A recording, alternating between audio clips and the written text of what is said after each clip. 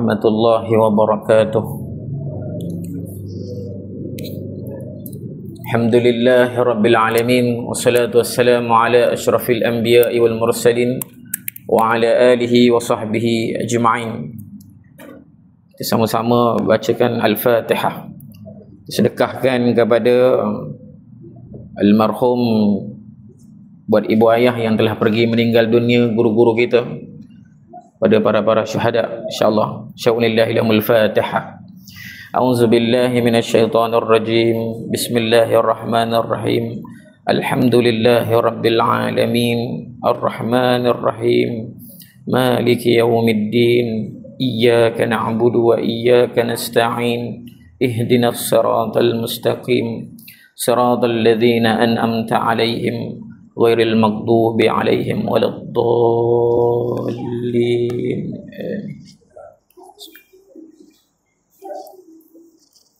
Alhamdulillah, wassalatu wassalamu ala asrafil anbiya wal mursalin sayyidina wa maulana Muhammad Rasulullah sallallahu alaihi wasallam. Yang saya hormati barisan jawatan kuasa surau, tuan-tuan puan-puan yang dirahmati Allah Subhanahu wa taala sekalian. Kita sambung untuk kelas kita, saya rasa kali ketiga kot. Saya boleh ingat lah kali ketiga. Kali ketiga kelas. Yang sebelum tu kita raya haji lah kan. 2 minggu sebelum tu kita raya haji. Jadi dah banyak makan daging. Mungkin ada yang dah terlupa sikit. Jadi saya mengingatkan sedikit berkenaan dengan hukum fiqh. Okay. Last kelas hari tu berkenaan dengan fiqh, yang mana ceritanya berkenaan dengan hukum, yang mana maksud fiqh itu sendiri ialah hukum-hukum hakam yang terletak dalam Islam, perbuatan manusiawi fi'liyah, perbuatan yang nak menjatuhkan hukum, sama ada ianya dalam ibadah, muamalat, jinayat dan munakahat. Okay? Dalam ibadah, perbuatan harian kita ibadah, solat, puasa, zakat, hukum-hukum yang duduk dekat dalam tu, kita rujuk pada fiqh ibadah. Kemudian muamalat, jual beli, perbankan dan sebagainya duduk dalam muamalat. Kemudian kita masuk munakahat, bab perkahwinan keluarga, kahwin, cerai, rujuk dan sebagainya, hukum dan sebagainya, dia duduk dekat dalam munakahat. Dan akhir sekali jinayat, iaitu keadilan dan kehakiman, hukum-hukum yang berlandaskan. Jadi kemudian saya beritahu berkenaan dengan 7 bahagian hukum dalam Islam yang terdiri daripada wajib ataupun disebut sebagai fardu ke atas kita, individu, wajib, fardu bagi kita. Hukum tu jatuh berdosa kepada kita. Contohnya solat 5 waktu, puasa di bulan Ramadan. Okay? Kemudian sunat, haram, makruh, mubah, sah ataupun batal. Jadi daripada hukum ni barulah kita masuk berkenaan dengan bersuci. Dia susun baiklah. Belajar bab hukum fiqh, duduk dalam suci pula. Bersuci ataupun bahasa Arab lain disebut sebagai taharah. Okay? Taharah, bersuci. Lepas tu masuk bab wudu. Kemudian baru pergi kepada solat. Itu bab fiqh, bab fardu ain ni lah. Jadi fiqh dia berkait juga dengan taharah. Taharah semua pernah dengar, ataupun perkataan lainnya ialah suci lah. Dah ditranslatekan taharah tu kepada bersuci ataupun bersih. Taharah bersih ataupun suci, yang mana daripada segi syarak suci daripada 2 benda, najis dan hadas. Nak cerita tentang taharah ni, maksud taharah bersuci daripada apa? Daripada hadas dan najis. 2 benda ni je yang kita nak belajar dan kita nak faham tentang suci, hadas dan najis. Hukum bersucinya, hadas dan najis adalah wajib. Secara ijma' ulama menyatakan hukum untuk itu adalah wajib. Okay, untuk kita sucikan dari hadas ataupun najis. Baik.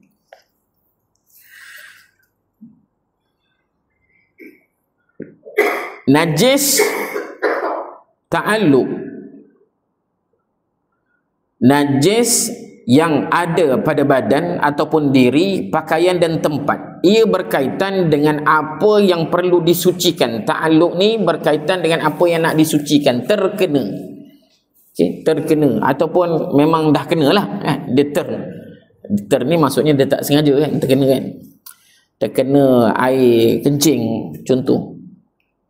Jadi nak menyucikannya, badan ataupun diri, badan terkena pada badan, diri itu sendiri, pakaian ataupun tempat pakaian. Jadi banyak perbezaan, cara dia pun berbeza juga. Cara bersuci daripada hadas, najis dan hadas. Baik, cara bersuci daripada najis yang pertama, menghilangkan najis yang ada pada badan, pakaian dan tempat. Hilangkan pada pakaian, kemudian pada badan dan pada tempat. Badan kita kena hilangkan dulu najis tersebut. Jadi cara nak menyucikannya, hilangkan dulu najis tersebut. Hadas kecil dan hadas besar ni, itu bab najis. Kalau hadas ada dua je, satu hadas kecil, satu lagi hadas besar. Kalau saya mengajar budak sekolah rendah, Ustaz, hadas kecil tu buang air kecil, hadas besar tu buang air besar. Itu yang dia faham. Okay. Jadi benda tu sepatutnya tak berlaku kat kita. Hadas kecil ni maksudnya perkara yang membolehkan kita angkat hadas kecil ni menyebabkan batalnya wuduk. Tu dia. Hadas kecil yang menyebabkan kita batal wuduk, maka kita angkat hadas kecil. Sebab tu kalau niat selain daripada nawaitu wudu'a lillahi ta'ala, iaitu nawaitu raf'al hadasi asrar lillahi ta'ala, saja aku mengangkat hadas kecil kerana Allah Ta'ala. Jadi mengangkat hadas kecil yang nak membolehkan kita solat, nak membolehkan kita pegang Quran, nak membolehkan kita tawaf, perkara-perkara yang mewajibkan wuduk, itu hadas kecil. Hadas besar, mandi wajib ataupun mandi hadas besar. Mandi wajib ni terfahamlah ataupun yang menyebabkan ia. Kemudian dalam hadas ni juga, selain daripada berwuduk hadas kecil, ada lagi satu poin, iaitu bertayamum. Jadi faham najis tadi nak menghilangkan kekotoran ataupun benda tu najis daripada badan, tempat dan pakaian. Kemudian dalam hadas pula ada dua pula, satu hadas kecil, satu lagi hadas besar. Dan bawah tu ada poin untuk bertayamum, dia duduk dekat dalam hadas kecil. Kalau tak boleh, hadas besar pun sama juga. Kalau tak ada air yang menyebabkan kita nak mandi, maka disunatkan untuk bertayamum. Alat-alat untuk bersuci. Baik, pertama kita yang selalu gunakan ialah air mutlak. Air mutlak adalah alat untuk bersuci dan boleh menyucikan. Air mutlak pula kena tengok pula air apa. Air yang turun daripada langit adalah air mutlak, air hujan. Air hujan, para ulama menyatakan ianya adalah air yang bersih, dan itu adalah air mutlak. Air hujan, air salji yang telah cair, air embun yang duduk dekat dalam air mutlak. Apa-apa air yang keluar daripada bumi, air mata air, air perigi, air sungai, air laut, air yang turun daripada langit, tak kira salji ataupun hujan, ia adalah air mutlak. Air yang ada daripada bumi, air mata air dalam tanah yang bersih, air perigi, air sungai ataupun air laut, dianya adalah air mutlak. Hukum air, suci dan menyucikan. Jadi air yang tidak ada sandaran wajib ataupun air yang tidak bercampur dengan zat lain, sama ada zat itu suci ataupun najis. Nak kata air mutlak, air yang tidak bercampur dengan apa-apa. Air mineral ni kita dah tahu dah, dia ni adalah air bersih, air minuman. Okey, dia tak ada campur apa-apa. Jadi nak tengok air mutlak, pertamanya dia mesti jernih. Okay, kalau ada letak pewarna, automatik dia dah tak jadi air mutlak dah, sebab ada warna. Okay, ada zat yang duduk dekat dalam air tu. Apatah lagi ada perisa kan. Air dah tak ada, tinggal air kopi je ada untuk ambil wuduk. Boleh ke tidak? Tak boleh lah. Syarat mesti air mutlak. Air mutlak, air yang suci lagi menyucikan. Itu poin penting. Air mutlak, air suci lagi menyucikan. Maksudnya boleh menyucikan kita daripada hadas kecil dan hadas besar. Okay, faham Itu air mutlak. Pengertian lain, air yang turun daripada langit dan keluar daripada bumi dalam keadaan sifat asal kejadiannya. Sifat asal kejadiannya, air hujan sifat asalnya, dia tak bercampur apa-apa lagi, air perigi tak bercampur apa-apa lagi, maka asalnya itulah airnya, maka itulah air mutlak. Air mutlak adalah air yang suci.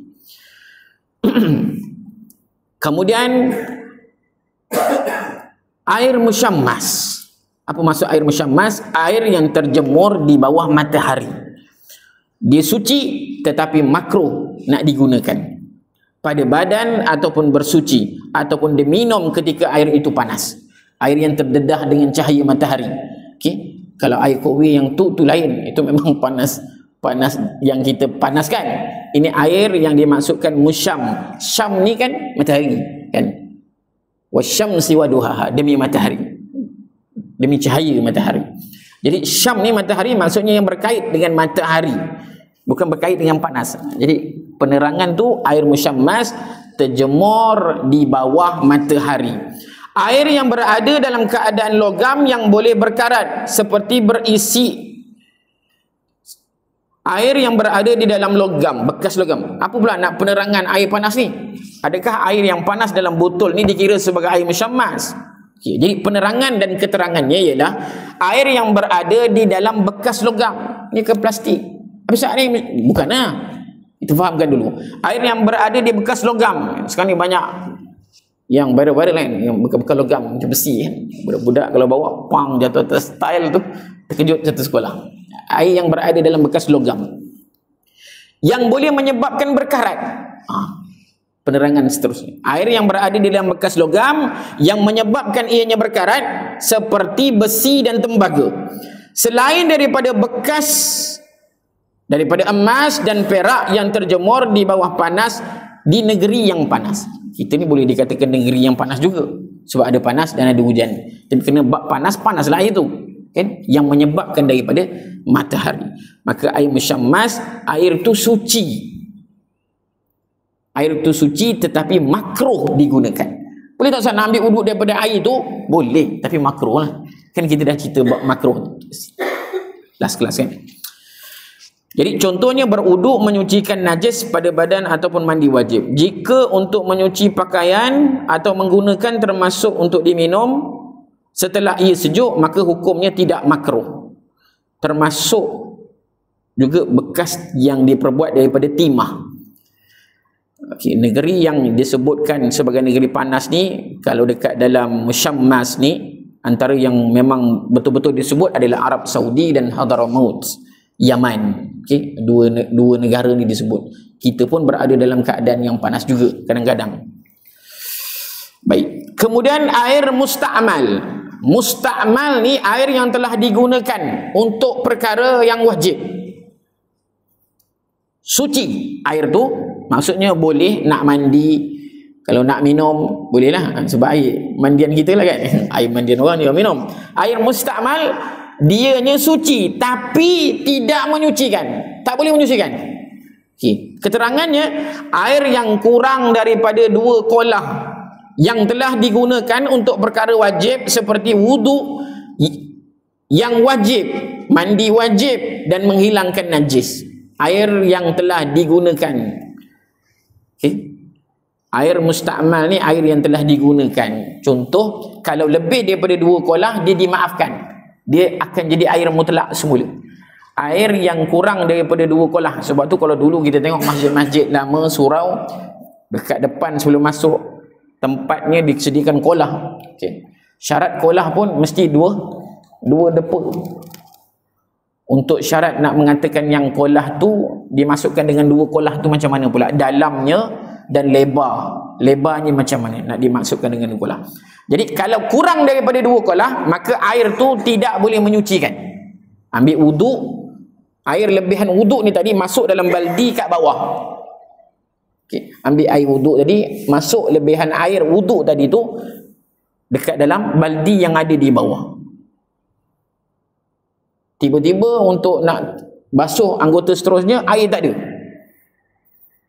Buka baik, tak ada pula air. Tak ada air dah.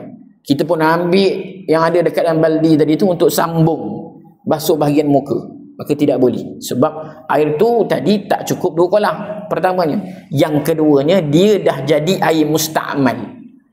Okey, jadi cara yang terbaik, jauhkan baldi tu, ambil wuduk betul-betul. Okey, andai kata tak keluar air, kita dah ada air mutlak, air yang betul-betul suci. Sebab air musta'mal ni air yang dah digunakan untuk perkara wajib. Okey, ataupun air lebihan yang dah terpercik masuk dalam jumlah yang banyak. Sebab syarat tadi 2 kolah. Baldi mana cukup 2 kolah. Okey, di dalam kuantiti sedikit. Air musta'mal yang telah digunakan untuk perkara wajib. Okey, baik. Kemudian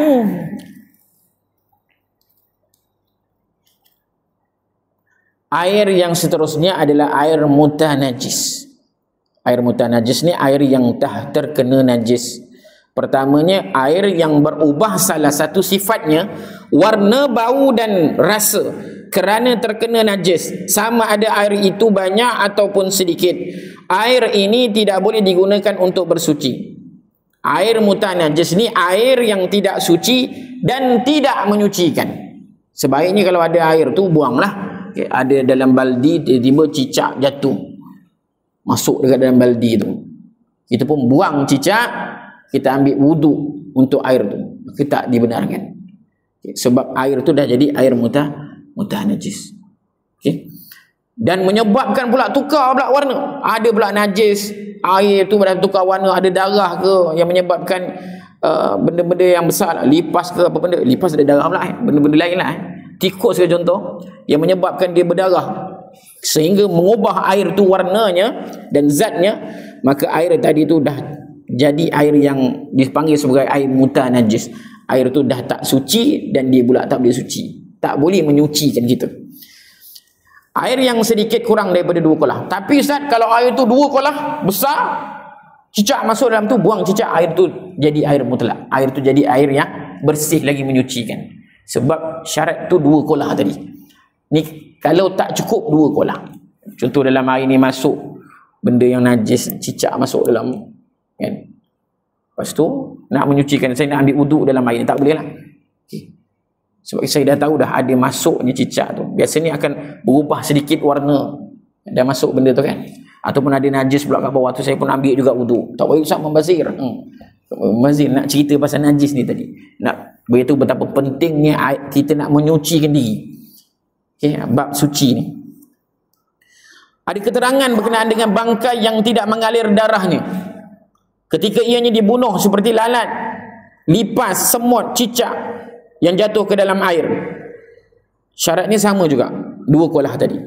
Bangkai lalat yang diletakkan ke dalam air yang sedikit kurang daripada 2 kolah, hukumnya tetap air mutanajis. Bangkai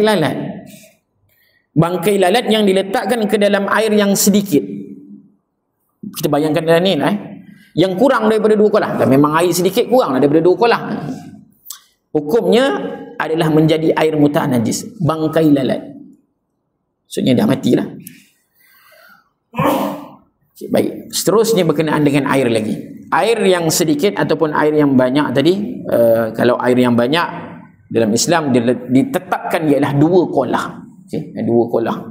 Kalau tuan-tuan tengok kat Google ada cara ukuran. Biasalah standard kolah yang ada di masjid kebiasaannya mesti lebih daripada 2 kolah. Jadi kalau apa-apa masuk dalam tu, tuan jangan panik pula, biawak masuk dalam tu, tuan-tuan panik, tuan tak boleh ni, tak. Keluarkan biawak tu, boleh je ambil wuduk. Okey. Ukuran air yang sedikit. Dia ada sebut, kalau air yang sedikit 500 pound timbangan. Ini tidak bersebut pound pula. Ukuran liter. Jadi kita pergi kepada yang seterusnya berkenaan dengan najis dan hukumnya. Pembahagian najis kita belajar daripada dulu pun, fardu ain 3. Najis mughallazah, mukhaffafah, mutawassitah. 3 najis. Mukhaffafah, mughallazah dan mutawassitah.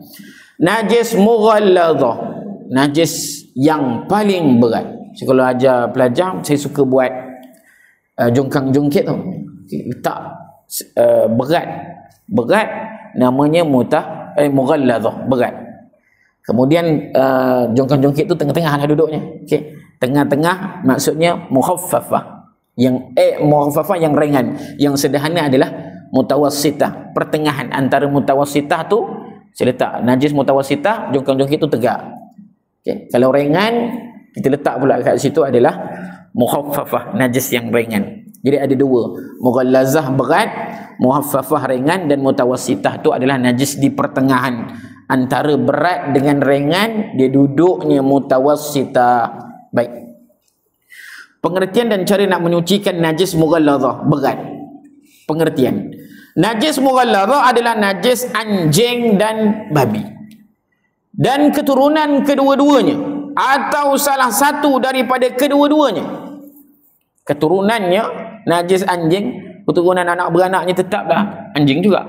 Babi dan keturunannya, dan kedua-duanya atau salah satu daripada kedua-duanya disebut hukumnya adalah najis mughallazah. Dan cara menyucikannya yang Islam tetapkan ialah bersih ataupun hilangkan kedua ainnya, iaitu benda najis itu, ain yang nampak. Okey. Kalau sentuh, basuh dulu tangan, sucikan tangan kita dulu. Tersentuh, basuh, bersihkan dulu. Tetap kena ikut cara membersihkan mughallazah walaupun Kemudian basuh dengan 7 kali basuhan tasbih. Salah satunya dengan air tanah. 7 kali basuhan dengan salah satunya salah satunya adalah air tanah, iaitu air yang bercampur dengan tanah. Kita tetapkanlah air dalam gayung, ditetapkan 7 kali air itu dibasuh. 1, 2, 3, 4, 5, 6. Yang ketujuh tu air yang bercampur dengan tanah. Jadi nak beritahu najis tu berat, cara menyucikannya pun juga berat. Dia berkait juga tadi dengan terkena pakaian, berkait juga dengan anggota badan dan tempat. 3 benda tu pegang. Pengertian dan cara menyucikan najis mukhaffafah, ringan. Najis ringan ni biasalah, kalau kita nak tahu najis ringan ni adalah air kencing bayi lelaki yang belum berumur 2 tahun dan belum makan kecuali minum susu ibunya. Besar dia belum 2 tahun tapi dah makan, dah tak jadi dah. Okay. Syarat nak jadikan najis mukhaffafah tadi tu ialah air kencing bayi lelaki. Tapi bayi perempuan tak masuklah ni. Ni cerita tentang air kencing bayi lelaki yang berumur belum 2 tahun, kemudian dia belum makan dan dia hanya minum susu ibunya. Kalau susu apa kita panggil? Susu formula, susu tin, itu dah lain dah. Dia bukan susu ibu. Maka dia dah tak jadi najis mukhaffafah. Andai kata bayi tadi tu yang baru lahir, berumur kurang daripada 2 tahun dan dia lelaki dan dia ada najis, terkencing ataupun najisnya, macam mana nak buat? Cara menyucikannya mudah, sebab nama pun ringan. Bersih ataupun hilangkan dahulu ainnya yang nampak. Kalau air kencing tersebutlah maksud ainnya tu. Kemudian percikkan air. Ambil dalam baldi sikit ataupun dalam gayung sikit, percikkan air ke najis tersebut dengan rata. Kemudian air tidak disyaratkan mengalir. Air tu tak perlu mengalir pun, percikkan sahaja. Terkenalah kat sini sikit, percikkan, selesai. Itu untuk syarat membersihkan najis mukhaffafah. Syaratnya tadi bayi lelaki yang kurang daripada 2 tahun yang minum susu ibunya sahaja, belum makan. Lepas tu ditanya, air kencing perempuan pula yang berumur 2 tahun dan belum makan kecuali susu adalah najis mutawassitah. Dia duduk dekat najis sama-sama dengan kita lah. Kita punya najis ni duduk dekat najis pertengahan, mutawassitah nama najis kita. Okey. Jadi bayi perempuan tadi yang minum susu ibunya juga belum 2 tahun. Tapi bila disebut dia perempuan, dia jatuh pada hukum najis mutawassitah. Cara menyucikannya sama juga dengan cara menyucikan najis kita, pertengahannya. Air kencing bayi lelaki yang belum berumur 2 tahun dan minum susu yang dicampur pula dengan tepung adalah najis mutawassitah. Nanti dia beritahu. Dia tukar-tukar, saya kejap minum susu ibu, lepas tu dia bercampur dengan susu tin, susu formula. Macam mana Ustaz? Dia tetap najis mutawassitah tadi. Ini yang tak minum langsung formula. Okey, yang betul-betul dia hanya minum susu ibunya sahaja. Maksudnya yang mula-mula baru lahir lah. Biasanya macam tu. Okay. Biasanya kalau dah start 2 bulan ni dah campur-campur dah. Baik. Bagi najis yang disebut sebagai najis pertengahan. Ni kita lah ni. Pertengahan najis mutawassitah adalah semua najis. Selain daripada najis mughallazah dan najis muhaffafah. Semua najis yang nak ceritakan, dia tak duduk kat muhaffafah, dia tak duduk kat mughallazah, dia duduk dekat dalam mutawassitah. Bila sebut najis lah, tak kisah apa benda pun, haiwan dan sebagainya pun tak ada cerita, maka dia duduk dekat mutawassitah. Setiap benda cair yang memabukkan seperti arak, ia adalah najis mutawassitah. Arak najis mutawassitah. Keduanya, bangkai selain daripada bangkai ikan, belalang dan mayat manusia. Bangkai selain daripada bangkai ikan, belalang dan mayat manusia. Maksudnya bangkai, semua haiwan yang mati bangkai adalah najis mutawassitah selain daripada ikan, belalang dan manusia, mayat manusia. Anggota yang bercerai daripada yang hidup, hukumnya seperti bangkai. Bulu binatang yang halal dimakan, hukumnya suci. Bulu binatang yang tidak halal dimakan ketika terlepas daripada badannya, hukumnya najis. Ini ada perselisihan pendapat sedikit berkenaan dengan kucing. Okey. Berkenaan dengan kucing, hukum pada bulu binatang yang tertanggal daripada badannya, okay, kucing sahaja yang dimaafkan. Okay. Bila tertanggal dan terkena kepada kita, dia dah jadi hukum bangkai. Anggota bulu juga terduduk dalam golongan anggota. Maka dia kata semua bulu binatang yang halal dimakan, hukumnya suci. Halal dimakan. Bulu kambing terkena kat kita, suci lah. Sebab dia halal dimakan. Kucing tak boleh makan. Tapi tu ada jumhur ulama yang menyatakan tu bab lain lah. Bab yang dimaafkan, kucing terkena dan macam mana, ada bela kan, banyak. Itu yang dimaafkan, tu lain. Nanti kita tengok. Darah najis mutawassitah, darah, iaitu darah yang sifatnya mengalir. Darah tadi nak katakan dia najis mutawassitah, sifat darah tu mengalir walaupun telah beku, kecuali hati dan limpa ataupun darah yang masih ada dalam daging yang disembelih ataupun darah ikan. Ya, ini semuanya halal. Semua darah tadi hukumnya najis mutawassitah. Darah yang sifatnya mengalir walaupun telah beku kecuali, ini kecuali tadi, kecuali hati, limpa, darah yang masih ada dalam daging yang disembelih ataupun darah ikan. Darah ikan, darah yang baru disembelih duduk dekat dalam hati, semuanya halal. Nanah, iaitu darah yang sudah busuk. Nanah ni kalau difahamkan ialah darah yang sudah busuk, ianya duduk juga dalam najis mutawassitah.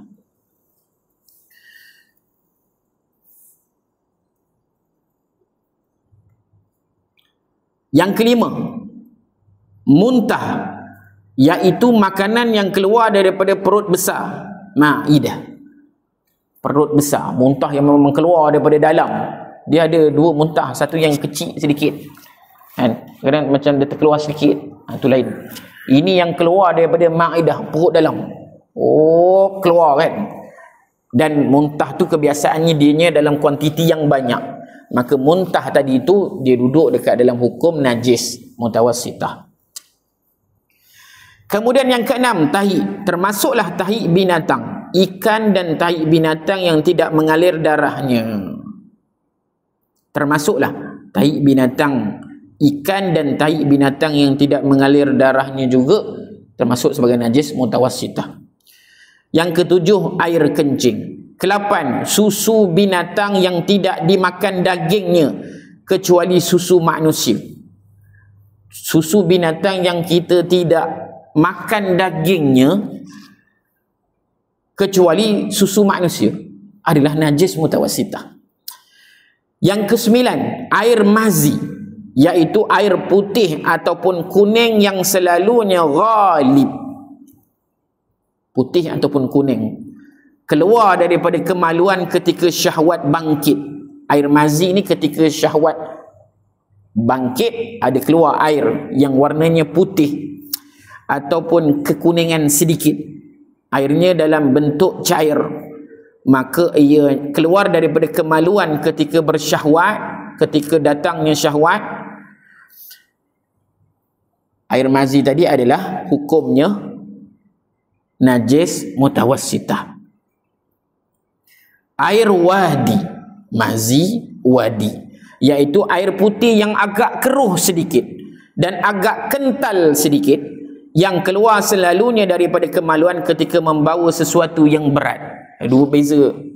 Kalau kerja berat sangat pun akan keluar juga air tersebut. Air itu dipanggil sebagai air wadi. Air wadi ini pun sama juga dengan kaedah dengan air mazi. Cuma air mazi ni tadi menyebabkan syahwat, nampak, tengok dan sebagainya. Kalau air wadi ni tadi, air yang menyebabkan kita angkat, buat perkara yang berat.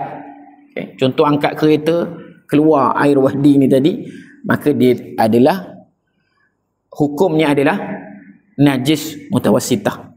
Baik. Pembahagiannya ada dua cara. Pembahagian dan cara yang nak menyucikannya, najis mutawassitah pertengahan ni dibahagikan dengan dua bahagian. Ada dua bahagian nak dibahagikan. Najis yang nampak zatnya. Najis yang nampak zat ni mutawassitah yang saya cerita, arak, muntah, tai, air kencing, susu binatang ni semua ni tadi, nanah, apa, setiap benda cair yang memabukkan, kemudian bangkai. Cara nak menyucikannya, pertama dia ainiyah. Ainiyah ni yang nampak. Bila dia nampak zat tersebut, cara menyucikannya, bersih atau hilangkan dahulu benda najis itu. Hilangkan dulu. Yang kedua, cucikan sehingga hilang warna, bau dan rasa. Warna, bau dan rasa. Terkenalah kat sini najis. Muntah. Okey, muntah. Cara nak bersihkan kain ni tadi, pertamanya jangan tunggu pergi basuh dulu. Hilangkan dulu najis yang ada. Biasa muntah ialah berserta dengan bahan-bahan muntah lah. Okay? Bersihkan dulu bahan tu, ambil tisu basah ke, hilangkan dulu. Okay, baik. Kemudian barulah dibasuh. Lepas basuh, pastikan tiga benda ni syaratnya jelas. Bau dia dah tak ada lagi dah. Masih bau Ustaz, muntah pada kain ni, maka tak bersih lagi lah tu ceritanya. Nak hilangkan tiga-tiga benda ni. Bau, warna, nampak lagi merah Ustaz, muntah asam pedas ni masih ada lagi, maka maksudnya tadi belum bersih lah. Nak cerita tentang hilang bau, warna dan air sekali rasa. Rasa ni biasa guna lidah tuan-tuan. Macam mana gaya nak terangkan maksud rasa? Rasa dulu macam ni. Rasa, oh dah tak ada dah. Rasa ni akhir sekali duduk kat sini. Kita yang basuh bersih kan, kita lah yang rasa, aku dah buat sebaik mungkin dah, bersih dah ni, dah hilang bau, dah hilang rasa. Akhir sekali kita tapan pada diri kita. Jangan dipertikaikan lagi. Yang cerita kat orang pula, esok Ustaz next class datang, Ustaz Hasan muntah sini dah, tapi dah basuh dah. Tak payah cerita kat orang tentang najis tu. Settlekan. Itu tentang tiga perkara. Mutawassitah ni tadi jatuh pada tiga. Bau, warna, rasa. Pegang yang ini. Okay. Kena pada pakaian kita. Lagi kalau baju putih kan, terkena nak bersihkan dia, agak kena betul-betul lah. Kemudian tadi najis nampak. Nampak muntah. Ini cerita kalau tak nampak pula. Hukumiah. Okey, hukumiah tak nampak. Macam mana cara nak membersihkannya? Salah satu sifatnya warna, bau dan rasa tidak ada lagi. Tak ada dah. Dah tak bau, dah tak ada nampak, tapi pernah lah kat situ tu. Kita nampak juga ada muntah, tapi muntah yang dah dibersihkan. Baik, alirkan air ke tempat najis tersebut. Sekadar mengalirkan air. Alir ni tuan-tuan bukan, tadi kalau muhafafah percikkan air saja, tak perlu basahkan semua. Dan dia tidak, muhafafah ni tak dibenarkan mengalirkan air. Kalau ayat mengalirkan air, cara menyucikannya dah tak betul lah. Biasanya kita masuk mesin basuh itulah yang bersihkannya kan. Tapi tuan-tuan kena ingat, bila ada najis masuk dalam mesin basuh, ada pula pakaian lain, nanti isunya tak selesai. Sebab kena ikut hukum. Nak membersihkan tadi, pastikan hilang dulu najis tersebut. Okay? Itu adalah pendapat para ulama lain pula. Bila masuk, lepas tu air mesin basuh tersebut, air yang masuk tu lebih daripada berapa liter air, automatik dia dah dibersihkan. Itu nanti kita punya pemahaman yang lain. Untuk kalau anda kata najis termasuk dalam mesin basuh. Okay? Jadi untuk muhafafah yang tak nampak arak dan sebagainya, maka sekadar mengalirkan air, pegang ke air arak tadi tu kan, basuhnya sama juga, masih bau lah, maka kena bersihkan, letaklah sabun cokoboksu dan sebagainya sehingga hilang bau, warna tadi dan rasa. Masih ada warna purple lah Ustaz kat sini, kena pastikan hilang lah. Okay? Contohlah. Kemudian najis-najis yang dimaafkan. Ini penting. Najis-najis yang dimaafkan. Bangkai binatang yang tidak mengalir darahnya sekiranya ianya dibelah ketika ia hidup, seperti lalat. Tuan buat uji kaji pula apa ni. Bangkai binatang yang tidak mengalir darahnya sekiranya ia dibelah ketika hidup. Kalau mati dah jadi bangkai lah, dia jadi mutawasitah, tapi masih hidup, tuan-tuan buat operation kepada lalat dan lipas. Jika bangkai tersebut terjatuh ke dalam air, hukum air itu suci dan tidak bernajis. Masih hidup. Masih hidup dan tuan-tuan pergi belah pula. Belah. Kalau lalat ada pula hadisnya tuan-tuan, bila lalat masuk dalam air, kalau lalat tu hidup, kalau mati buang je lah. Masuk dalam air, si lalat timbul, tenggelamkannya dulu kan, kemudian buang lalatnya dan minum air tersebut. Najis yang dimaafkan, darah, nanah dan muntah yang sedikit. Biasa kita lah kalau jerawat sedikit, ataupun darah yang sedikit, kuantiti darah tersebut ianya dimaafkan, ataupun nanah atau muntah sedikit tadi, ianya sedikit dimaafkan sekiranya terbawa dalam solat. Begitu juga darah nyamuk, darah kutu dan sebagainya yang terkena pakaian dengan tidak sengaja, ianya dimaafkan kan. Nyamuk dah masuk saf, imam pun saf, kita terus masuk saf, ada nyamuk pula, faham, tertepuk darah, ianya dimaafkan. Macam mana darah? Disama juga dengan tahi cicak arak, terpijak tahi cicak dalam masjid. Ada jumhur ulama menyatakan ianya dimaafkan. Mula dulu belajar kena ambil utuk balik ni, terpijak tahi cicak. Tapi cicak ni haiwan yang tak boleh nak dibendung, kat mana-mana pun ada. Tingkat 26 rumah pun ada juga cicak. Tuan-tuan, tak gayat dia ni. Jadi ianya adalah haiwan yang dimaafkan. Darah dan nanah daripada tubuh sendiri, contohnya darah bisul, walaupun banyak, jika tidak mengalir daripada tempat mengalirnya, ataupun darah itu terkena pakaian tanpa sengaja, ia dimaafkan. Darah nanah ataupun daripada bisul kita, walaupun banyak, jika tidak mengalir daripada tempat mengalirnya, tak mengalir sampai banyak nanah keluar, bila mengalir dia jadi mutawasitah, kena bersihkan tadi.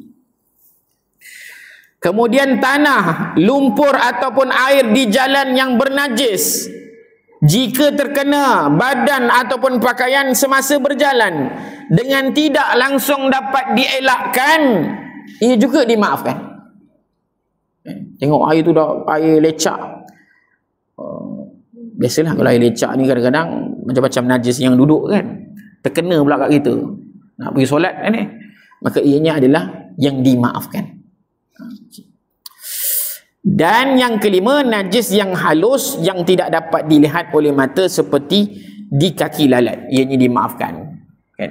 Najis yang halus, contohnya dia bagi pandangan ialah najis yang berada di kaki lalat. Najis, kenapa dia letak kaki lalat, tuan-tuan? Dia bayangkan macam ni. Kenapa dalam buku ni menyatakan sedemikian? Lalat inggap di tahi, contoh, kan? Inggap dia tak guna kepala, tuan-tuan, dia tak landing kepala, dia landing kaki. Kemudian dia pergi pula dekat makanan kita, ataupun dia pergi pada anggota badan kita. Kalau nak ikutkan, dia bawa najis sekali kat kaki dia. Tak ada pula dia pergi bilik air, dia pergi cuci dulu kan, baru pergi kat kita. Biasanya dia bawa sekali, tahi-tahi tu tadi pergi kat kita. Cuma kita tak nampak. Dan ianya halus, dan ianya dimaafkan. Tuan-tuan jangan buat peningkan kepala pula, dia memikirkan, lalat ni tadi daripada najis apa ni, lalu dia hinggap kat kita, maka batal wuduk, pergi ambil wuduk balik. Kena pula kat roti john baru beli, dah buang semua roti john. Jadi benda-benda yang dimaafkan ni adalah kelonggaran, ruksah jugalah untuk kita, kan? Dia bukan dalam solat ada ruksah, dia keringanan juga untuk kita. Sebab benda tu dah tak boleh nak elakkan, lalat ni banyak sangat. Nak buat macam mana, kan? Okay, baik. Najis menjadi suci. Tadi najis yang dimaafkan, ada pula najis menjadi suci. Apabila arak ataupun air tuak menjadi cuka dengan sendirinya, ia suci dan bekasnya juga suci. Okay? Air tuak lah ni biasanya, kan? Dia menjadi cuka dengan sendirinya. Bukan kita yang pergi goda nak jadikan dia cuka, letak dan sebagainya. Itu tak boleh. Dia jadi air arak dengan tuak ni, dia menjadi cuka dengan sendirinya. Maka air ni tadi dia jadi suci, dan bekas ni pun suci juga. Yang kedua, apabila keluar daripada najis itu benda yang menjadi binatang seperti ulat daripada bangkai, ulat itu adalah suci. Suci ni tuan-tuan jangan faham makannya, maksudnya kalau kita terpegang dan sebagainya, yang pergi makan ulat pula suci, Ustaz, makan. Apabila kulit bangkai yang telah disamak, kecuali kulit anjing dan babi. Terdengar tadi dekat dalam radio. Saya biasa bila dengar, saya bawa masuk cerita kat tuan-tuan juga sebagai perkongsian, supaya dia jadi pengukuhan juga untuk kita. Seorang sahabat Nabi dihadiahkan bangkai kambing. Saya tengoklah ayat awalnya, cuma kita pun bawa kereta, kan, dengar-dengar macam bagian air sedikit. Kita cari daripada apa hadis tersebut.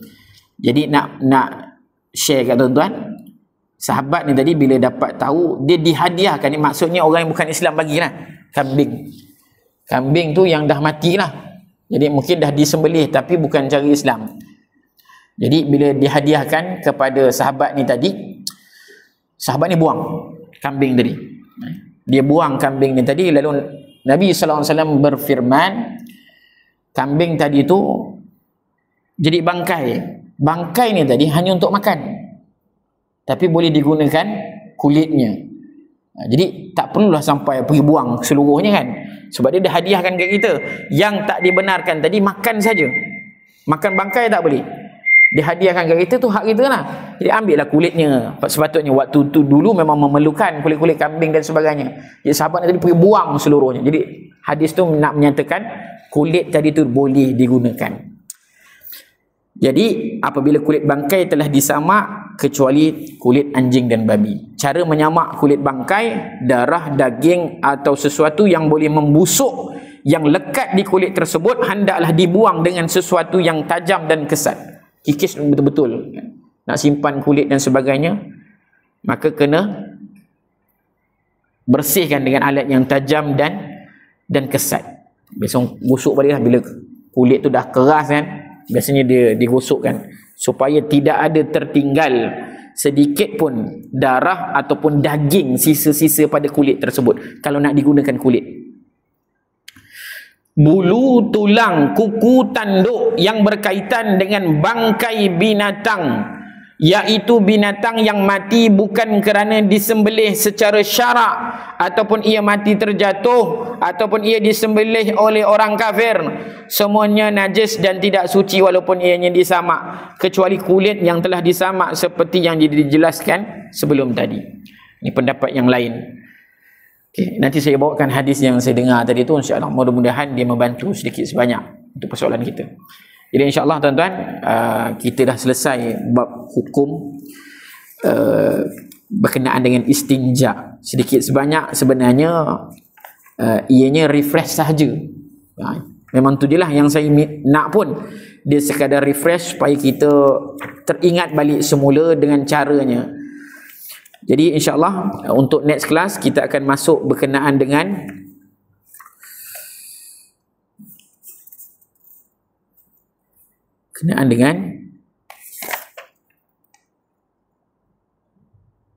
betul rukun-rukun istinja.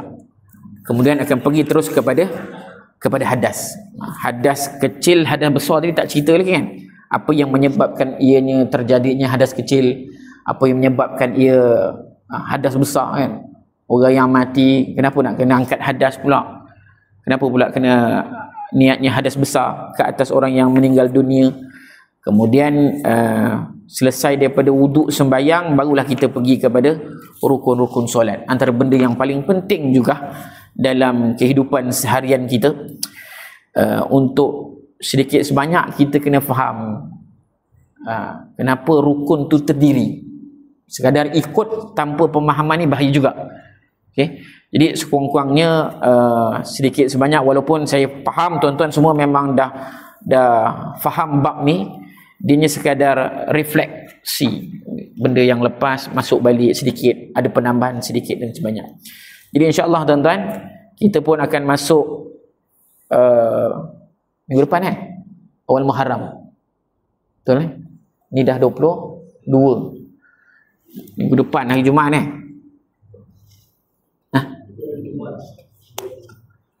minggu depan hari Jumaat. Saya tahu sebab cuti. Saya tahu sebab sekolah cuti hari Jumaat tu. Jadi insya-Allah akan masuk Muharram, sedikit sebanyak kita dapatlah ambil iktibar juga berkenaan dengan Muharram ni, iaitu perpindahan Nabi sallallahu alaihi wasallam daripada Mekah ke Madinah dalam peristiwa hijrah Nabi sallallahu alaihi wasallam. Tadi pun kelas saya mengingatkan pelajar berkenaan dengan hijrah. Ada pelajar yang fail subjek tadi. Jadi nak beritahu tentang belajar ni tak boleh putus asa. Sama juga dengan baginda Nabi sallallahu alaihi wasallam, tetap teruskan apa yang diamanahkan olehnya sebagai rasul. Dia tak give up lah. Okay. Tetap terus pergi berhijrah tuan-tuan. 480 lebih kilometer bergerak daripada Mekah ke Madinah, ambil masa 8 hari. 1 hari je berehat di Gua Sur. Okey. Dengan plan strategi yang tak dapat dikejar oleh musuh. Kan? Tuan-tuan bayangkan betapa cerdiknya baginda Nabi sallallahu alaihi wasallam. Diletakkan haiwan ternakan di belakang supaya dapat mengaburi jejak langkah tu. Tak nampak lah maksudnya, sebab ada kambing ada unta kat belakang, Nabi jalan depan kan. Jadi tapak kasutnya tak dapat, tapak kakinya tak dapat dijejaki. Dan Madinah Utara, Nabi bergerak daripada Mekah pergi ke selatan dulu. Tu yang dia jadi jauh sikit. Pergi ke selatan, orang dah kejar dah ni. Orang kejar nak pergi ke utara, Nabi ubah plan strategi, pergi ke selatan, pusing dulu, dan bentuknya bentuk lapan. Jadi orang jalan tak jumpa lah, sebab dia bentuk lapan. Tu yang dia jadi lambat lagi sikit lah. Dan akhir sekali sampailah ke Madinah, dan berlakulah peristiwa hijrah yang kita akan sambut tak lama lagi. InsyaAllah sama-sama tanamkan dalam diri kita perubahan. Hijrah ni seperti manalah yang kita sedia maklum, hijrah ni berubah daripada tak baik kepada baik, yang dah baik kepada baik, yang dah baik tadi kepada baik dan terus baik. InsyaAllah. Okay. Sama-sama insyaAllah. Yang baik semua datang daripada Allah. Lemah dan silap tu kelemahan daripada diri saya yang sentiasa sedang belajar lagi tuan-tuan. Mohon ampun dan maaf. Sikit yang nak tambah. Ada beberapa jemaah yang tanya, jadi saya kongsikan bersama-sama. berkenaan dengan solat hajat yang dibaca dengan jahar, lafaz. Perpasan itu kita solat untuk siapa? Haji apa? Dah haji dah tu. Solat hajat dan solat. Saya suka orang tanya soalan dan saya share sebab ada jawapan kan. Jadi ada beberapa hadis Nabi SAW untuk solat sunat hajat yang dilakukan pada waktu malam, dan ianya secara berjemaah boleh dikuatkan suara, kecuali solat sunat hajat itu pertamanya berlainan hajat lah. Contohnya solat dalam qiyamul lail, hajat saya dengan tuan-tuan tak sama. Kita bangun qiyam, hajat tuan-tuan nak dapat 100 juta, saya mungkin nak minta 5,000 je waktu tu saya perlukan. Jadi berlainan, hajatnya tak sama. Okey, kecuali saya buat pengumuman, kita minta pada Allah umur kita yang panjang, murahkan rezeki kita, lanjutkan usia dalam ketaatan, maka kita solat, maka hajat yang sama saya lafazkan, solat saya dikuatkan. Okey, jadi saya suka kongsi macam tu. Bila orang bertanya, saya terus bawa dekat dalam kelas, jadi tak jadi masalah. Untuk solat berjemaah, solat sunat, apa pun solat sunat, termasuk solat sunat duha, okay, nak buat berjemaah. Okay. Sebab daripada itulah kita boleh belajar dengan imam. Kan? Sebutan imam, bacaan imam tu nanti kita pergi pada dalam rukun solat. Takbiratul ihram pun boleh menyebabkan batal solat dah. Mula takbir je, batal lah solat. Apabila lafaz takbir tak dibaca dengan betul. Itu nanti kita masuk dalam rukun solat. Saya bagi satu je lah. Contoh. Lafaz takbir yang diungkapkan Allahu Akbar, habis tuan-tuan solat. Tuan dengar Allahu Akbar. Oh, dengar macam sedap bunyi. Tuan-tuan pun Allahu Akbar. Imam punya solat habis dah tadi. Lafaz takbir bila salah. Nak pergi mana? Banyak. Allahu Akbar. Tapi kalau kita jadi imam, biasanya kita angkat takbir biasa. Allah, tu tak masalah. Allah, sama juga dengan azan. Allah, yang panjang tu dekat tu, yang bukannya A tu. Allah, salah.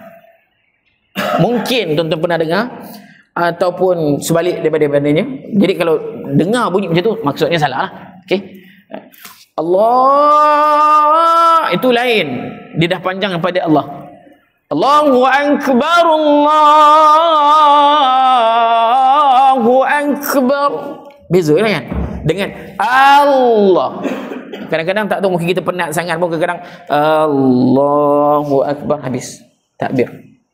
Yang keduanya, yang selalu kesilapan berlaku, Allah tak ada betul lah pula. Okey, yang salahnya Allahu Akbar. Dengar tak mana benda salah? Allahu Akbar. Bah tu kan? Bah tu dipanjangkan. Salah juga. Allahu Akbar, Allahu Akbar. Bar pendek lah. Yang nak main tu dekat nama Allah tu boleh dilanjutkan. Okay. Nak panjang macam mana sekalipun silakan. Selagi mana nafas tu sampai. Tuan-tuan saya juga ada tu. Dia makin nak berhenti, dia makan banyak pula yang sampai. Tadi tengah cakap dia tak keluar pula benda tu. Jadi insya-Allah tuan-tuan, tu saja daripada saya. Kita jumpa untuk next akan datang jika diberikan umur dan kesihatan yang baik. Saya berdoakan juga tuan-tuan semua, semoga dipanjangkan umur dalam ketaatan, dimurahkan rezeki, diberi kesihatan yang baik untuk terus beribadah kepada Allah Subhanahu wa taala. Kita tutup dengan bacaan tasbih kafarah dan surah Al-Asr. Subhanakallahumma wa bihamdika asyhadu an la ilaha illa anta astaghfiruka wa atubu ilaik. Bismillahirrahmanirrahim. Wal 'asr innal insana lafi khusr illa alladhina amanu wa 'amilus salihat wa tawasaw bil haqq wa tawasaw bis sabr. Sadaqallahu maulana al-'azim. Assalamualaikum warahmatullahi wabarakatuh. Bismillahirrahmanirrahim.